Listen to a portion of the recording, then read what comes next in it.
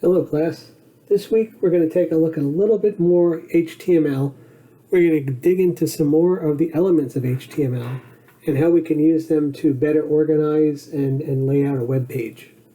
So looking here in our textbook, we see here in week 3 we have more HTML, and we're going to dig into HTML containers.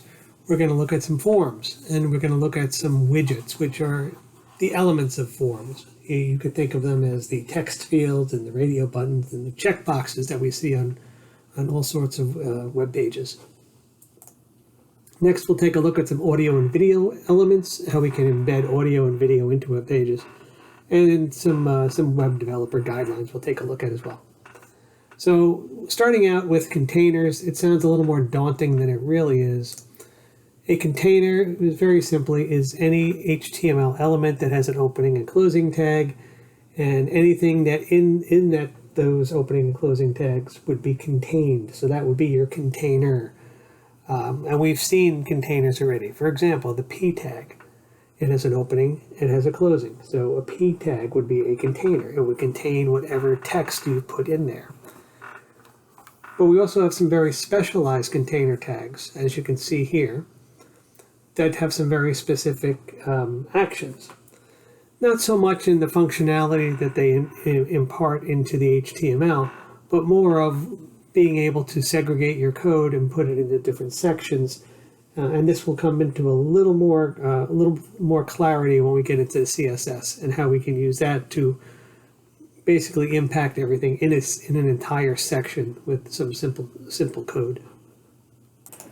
Okay, so let's take some of these HTML containers, some of these elements, and let's build a sample web page in our test environment. And I went ahead and started it over here.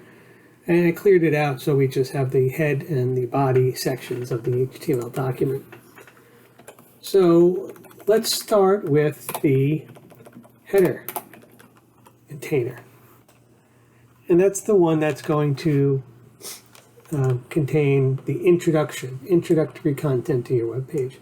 And we're going to just put a basic heading in there. So let's create a header. And we'll put in an H1 tag. And you can call it whatever you'd like if you want to follow along and try it on your own. I invite you to do so. I'm just going to call it CST 161 information. And maybe we'll design this under the guise of trying to build a information site for the CST 161 class. And maybe we can link some documents in here and some links to videos and such. The issue we're going to have is that we don't have a web server to host it, at least not yet. So we're just going to go with the version that we have in our book, and we'll go from there. So here is our header section, and you can see I have the header tag, the start and opening and closing tags, and then I have the heading document. So let's give it a run and see what it looks like, and you'll see that it looks exactly like we've seen other headings in the past.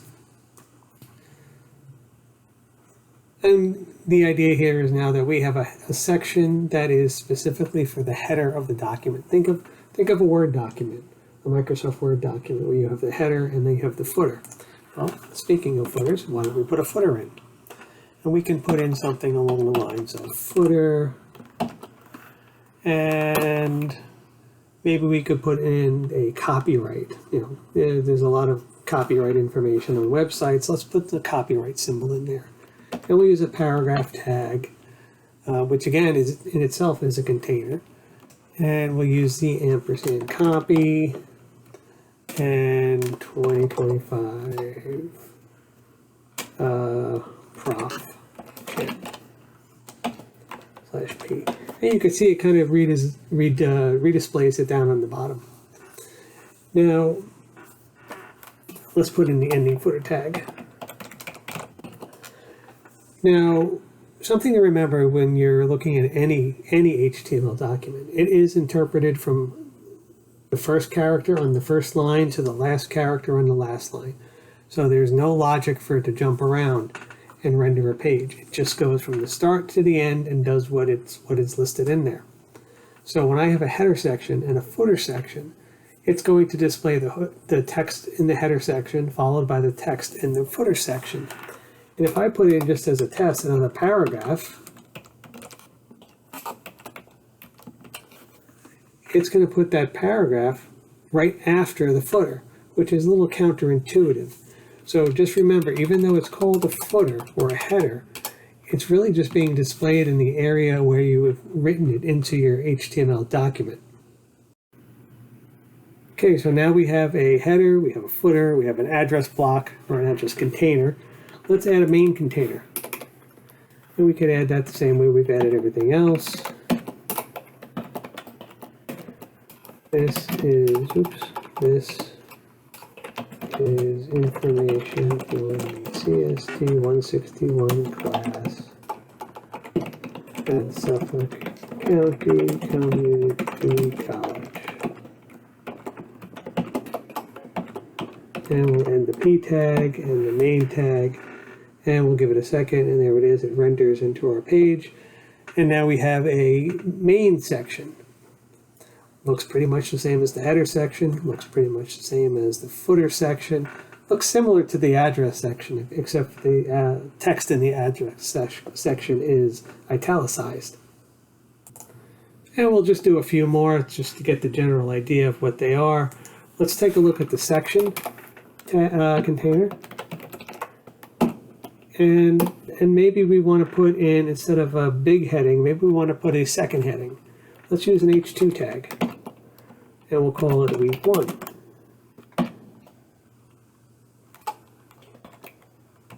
H2.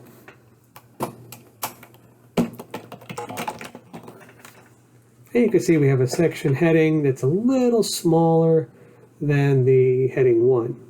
Oops, I spelled section wrong. And let's add another section. Let's add chapter 2. H2, week 2, oops, no space there, week 2, H2.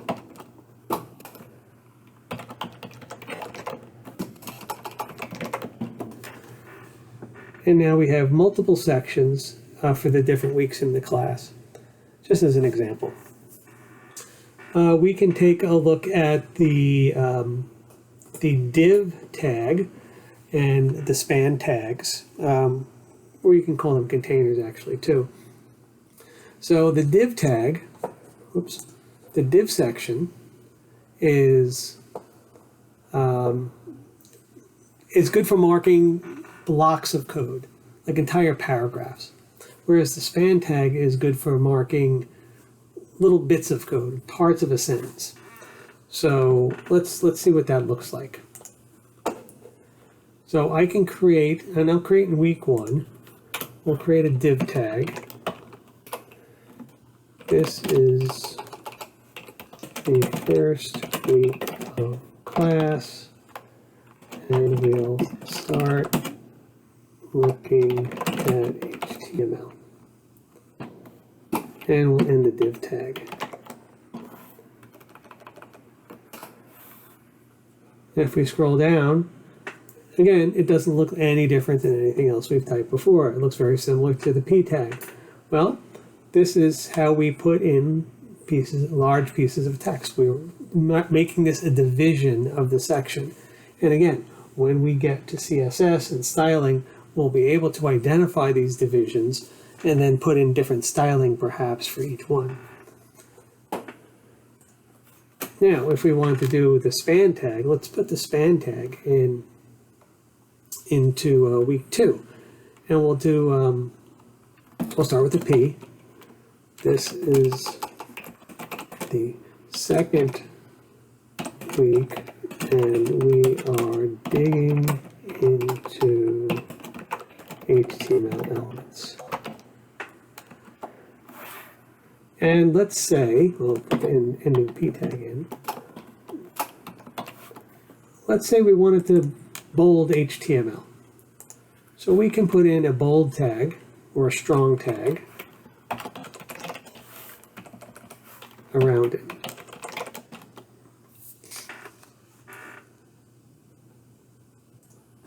and we could put a span tag around it. Meaning anything in this span is going to be with the same format. So it's a way for us to identify blocks of text. And I'd probably make it a better example if I did this.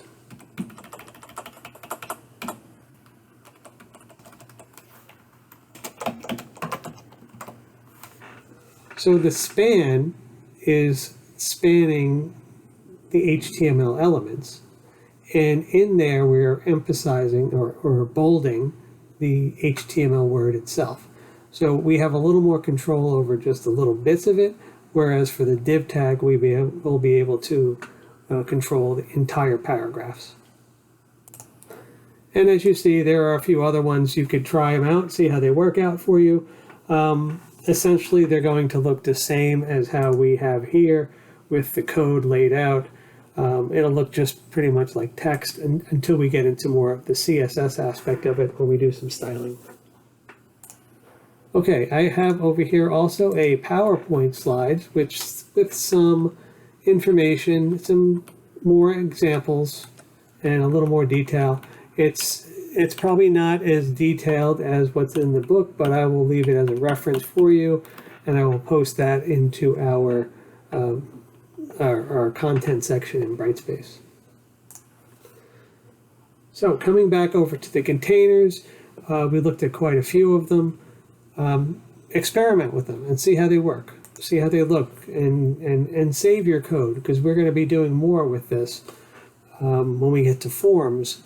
We'll show you how to build a capture form where you can capture somebody's input, whether it's typing in a text field or a radio button or a checkbox or a date picker or something along those lines. And we're going to take a look at that just in a minute. So before we jump into forms, let's just scroll down and take a look at one example they have here in our book.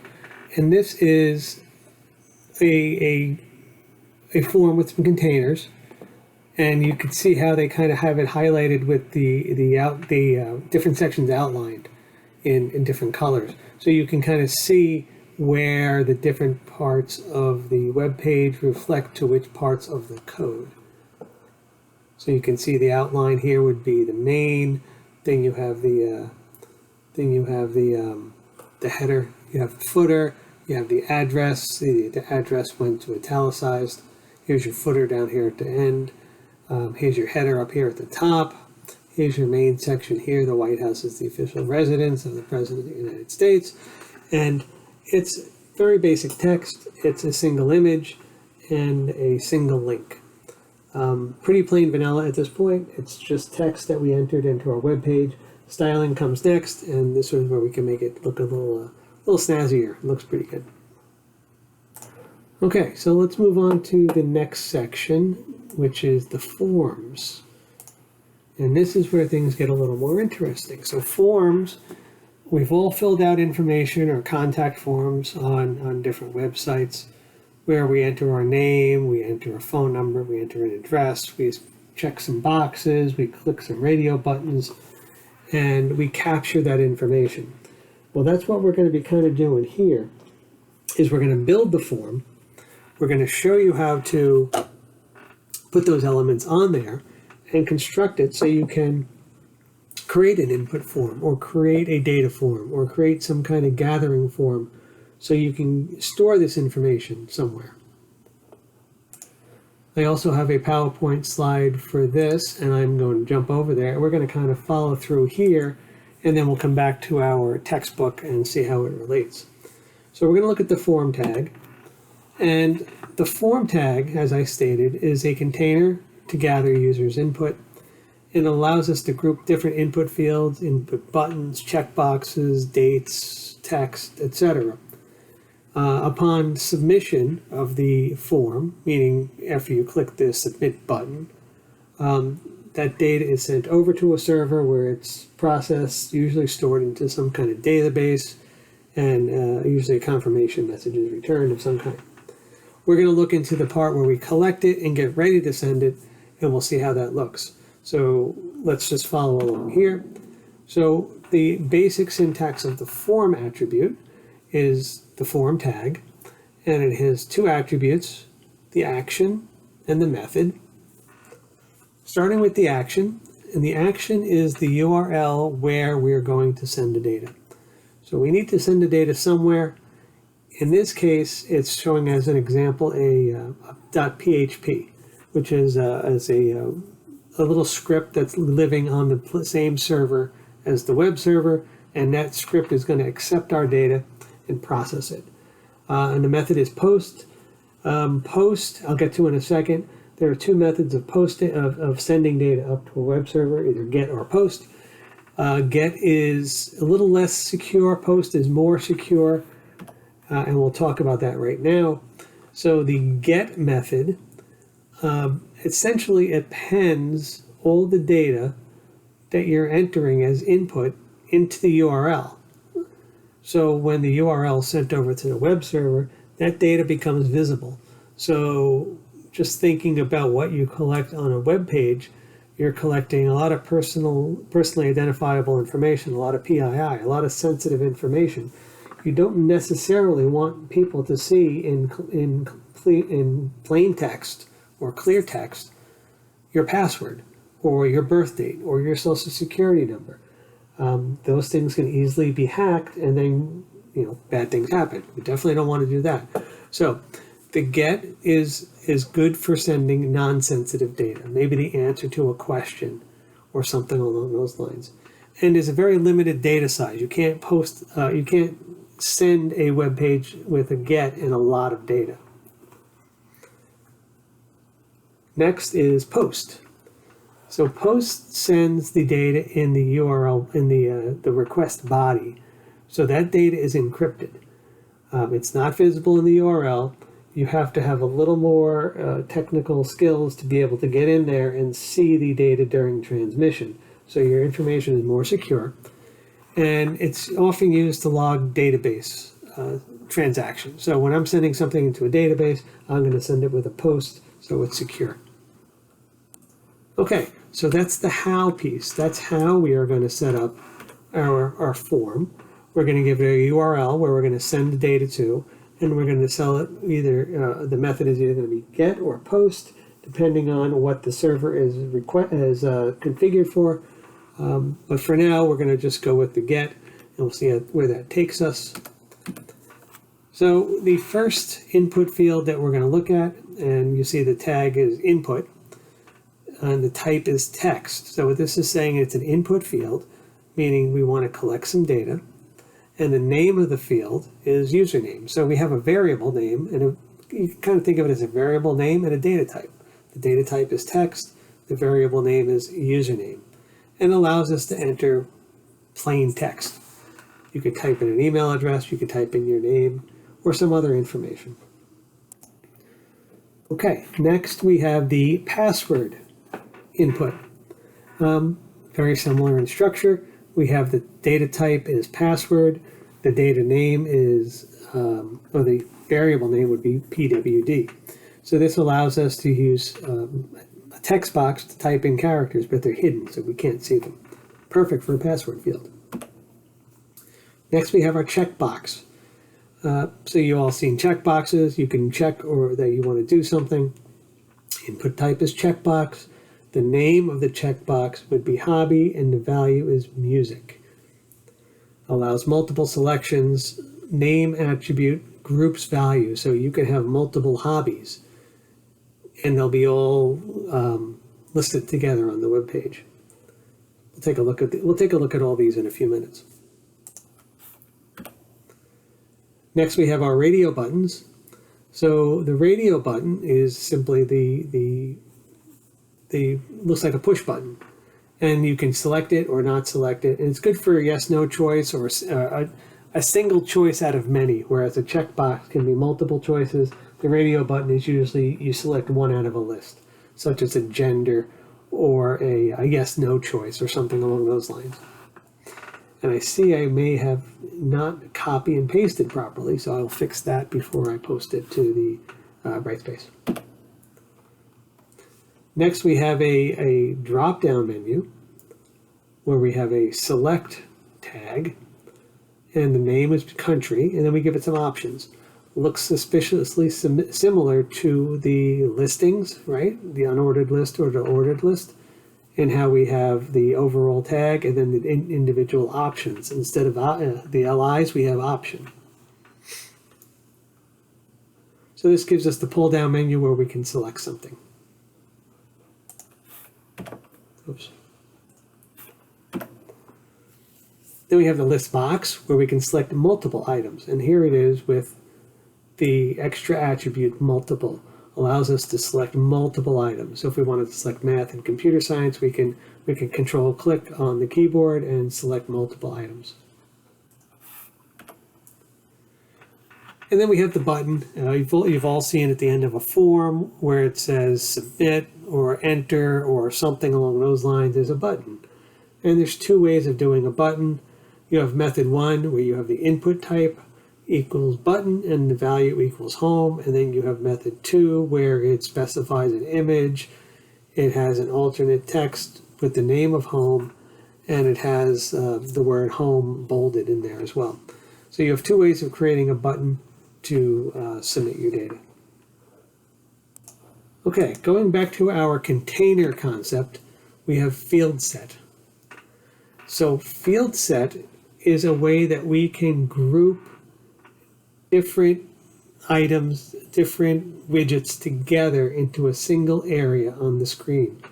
And what that's useful for is for grouping relevant information that you want in the same area. And we'll see an example of that when we get into the textbook. And then we have some more fancier items. We have a date picker, where you click on it and you'll get the specific, the date in a calendar format where you can pick a date. You have a color picker, which allows you to pick a color. I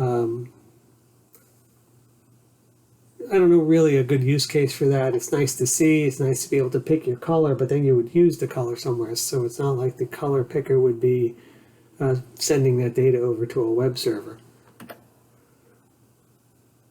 We have a number input field where you can have the up and down arrows at the right side of the input field, so you can enter a number between 1 and 10 by clicking the up and down arrows. In this particular case, you see we have the min and the max values. The data type is number, and the variable's name is quantity.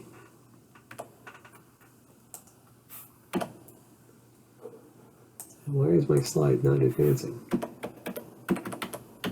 Oh, that's because it's the last slide. Even though it says 16 out of 18, it's the last slide. That's interesting.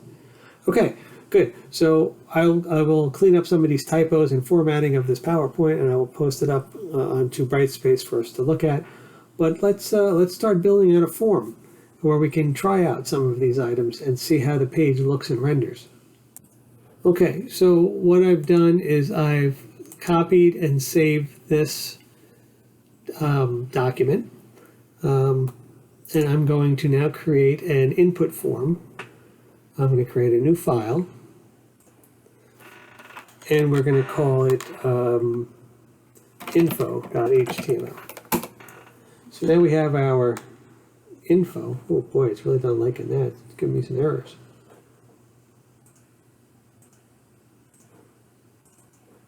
Oh, it looks like it's settled down, so let's go with it. So we'll get our, I don't need this anymore, scroll that back. So we'll get our basic setup. We'll copy the data over, we'll paste it in, we'll take out the stuff we don't need, and then maybe I better restart this because it's really acting up. So let's do that. Let's just do a reload on the page and see if it clears itself up. If not, I'll pause and I'll troubleshoot and come back. Let's see if it fixes itself on a reload. And it looks like it might have. Let's bring up the new page, and it did save it, so that's good. And I don't see it throwing lots of errors, so I think it may have settled down. Okay, good. Always the benefits of live recording. You never know what you're going to get. Okay, so let's take a look at the form tag. We're going to scroll all the way back up into our page here. And we are going to build a form tag. Let's find an example. Here's the example. And it's going to be in the body section. We'll give it a form. Oh, you know what? This isn't going to work. I'm going to have to put in an index.html after all. So let me kill this, delete that file, and I did make a copy of this, so we're just going to work it here. And you know what? We can actually build the form down here in the main section. Why don't we actually? That's a better idea. Why don't we build a section and call it? We'll call it. We'll give it an H2 tag. And we'll call it request for information. And maybe we'll try to collect some user information of whoever is visiting our web page. So we'll create a form tag, and we'll give it the two parameters it needs, the action and the method. Action equals. And for now, we're just going to put a pound sign in there as a placeholder. And then we'll give it a method equals get. It'll be a get request. We're getting information from the user, and we're going to save it. So we have our web page all set up. We have our form. We have our attribute method set up. And let's put in now some simple fields. Let's follow along here where we have a request for a first name and a last name. And we'll gather that information as two input types. And let's see what it looks like. So you see here we have a different tag. We didn't talk about this element, label. It gives us the ability to put a label in front of the input field. Again, like in a Java programming class, when you ask a user for information, you may want to prompt them for what that information is. And let me demonstrate why that's important. So I'm going to take this. I guess I'm not. It's a picture. So I'm going to type this in. I'm going to type in input, and we'll give it they're calling it text and first. Type equals text, and name equals first. I'm going to copy what they have here. And the ID is the name of the field.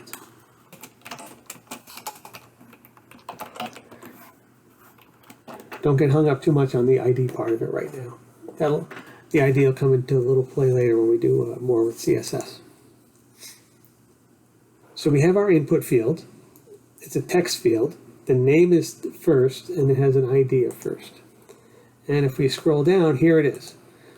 So we correctly made a first name field. It's a text field. But by looking at the generated web page, we really have no idea what that is. It's just a box. It could be anything. So that's why we need this label. And we'll put the label right above it, just like they did in the Zybooks. Label. Let's get the syntax right. Label is for equals first, and we'll give it a name. For equals first name, colon, and end label.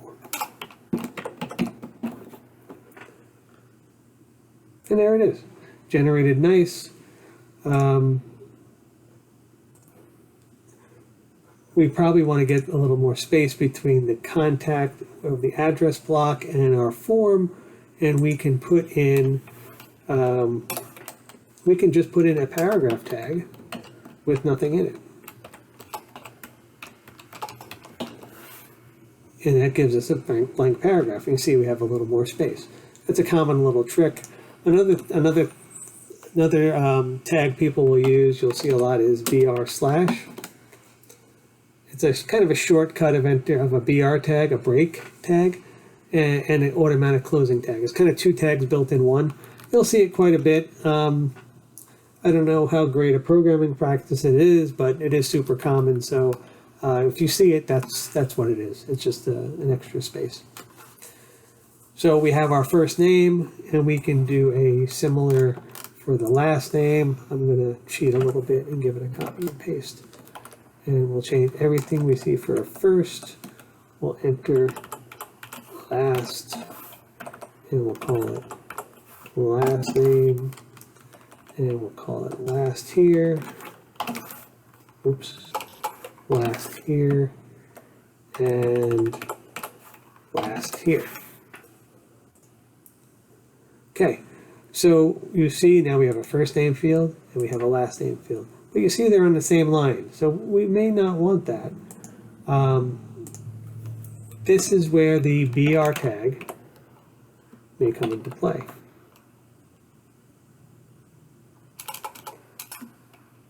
If I take out the BR tag, puts it back on the same line. So we can put our BR tag in there. And you see we have our blank line, and we're good to go. First name, last name. Next, let's try the password field and see how that looks. So we'll put a BR in again. We'll create a label. Label 4 equals PWD, password. Password.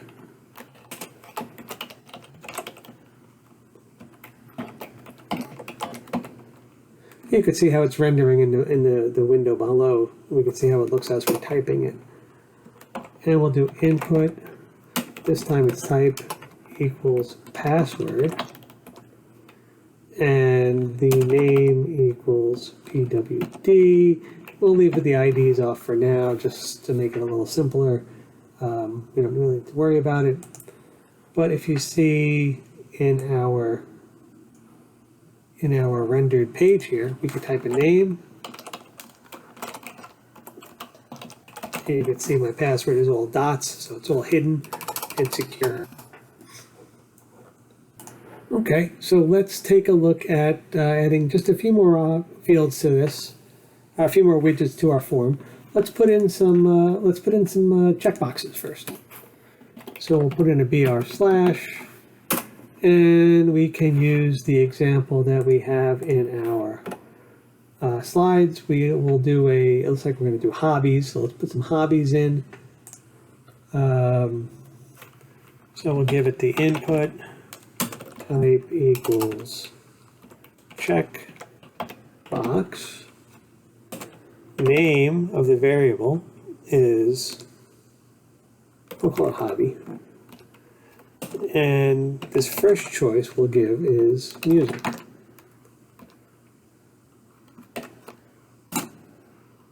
And notice we're not using a label for this one.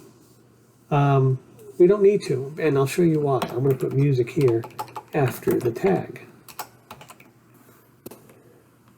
And we'll do a second input, type equals, I'll just copy and paste all this stuff here, save a few seconds. Value equals gardening, of course.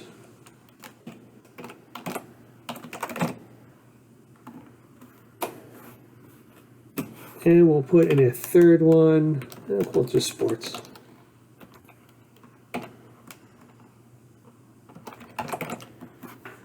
And you could see how we now have our 3 checkboxes all in a line. So if we want them in a line, well, that's great. We can leave it like this. If we want the spacing, we can put in a BR. And now it throws it down onto the next line.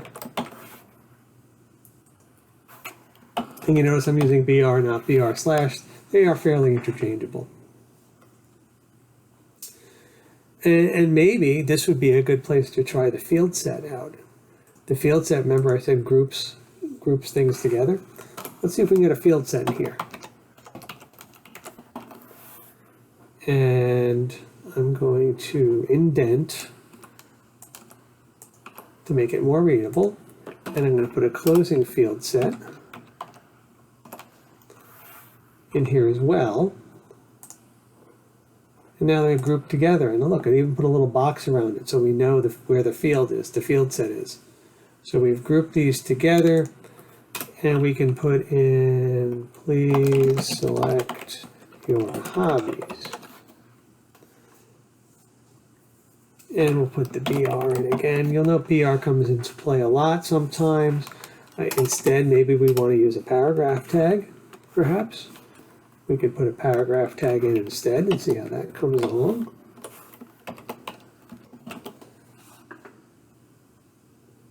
Okay, so another way of doing it. Doesn't have that, has an extra space in there, so maybe that's the way you want it to look, maybe not. If you don't, you can go back to the BR tag. But now we've used a field set and we've grouped together some checkbox items. Maybe in our field set, we also want to include some radio buttons. So we can come down here and we can see our radio button syntax. You have the type equals radio and the name equals, well, that's the variable name and the value. Very similar to a checkbox. In fact, you could pretty much use the checkbox code and just change checkbox to radio. So why don't we do that? Why don't we pick two of them? And oh boy, let me get those tabs out of there.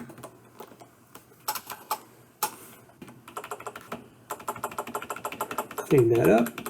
And we'll change these checkboxes to radio. And we'll check this one. We'll change it from hobby to yes, no. We'll just make them yes, no buttons. Yes, no. And we'll change this value to yes. And this value to no. And so even though we changed everything, it still has the labels here. Here's gardening and sports. So we got to change this to yes, no as well. Yes, no. So with just a couple of lines of code, we were able to make some checkboxes and keep them together.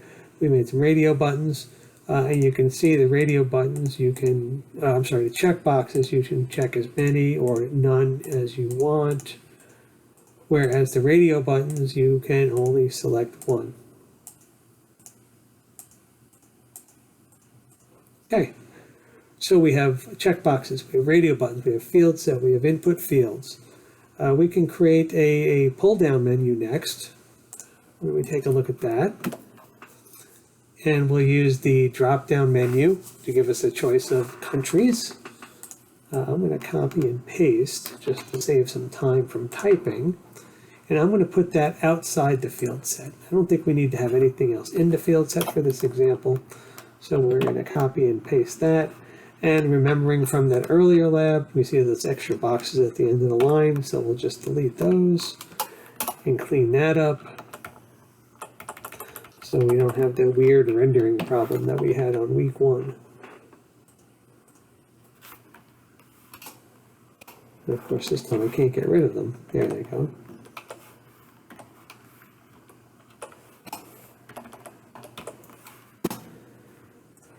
Okay, and if you see, here it is. Here's our pull down, USA, Canada. Again, we probably should have a label in here. Label or some text, either way would be fine. I'm going to take the label just so I have it. And for consistency, label for, instead of password is country, select your home country. And there it is. So we have our little prompt here with our pull downs. So as we select these values, the variables that are behind them are storing those values for us. And they're stored until we hit the submit button, which we're going to create now. So we'll scroll down to the submit button area. And we'll just go with the nice, easy one. Method 1. And we'll put it down here at the very end before the address. And there we go. And there's our button. Oh, it says home, so let's fix the text on the button. Text on the button is right here in the value.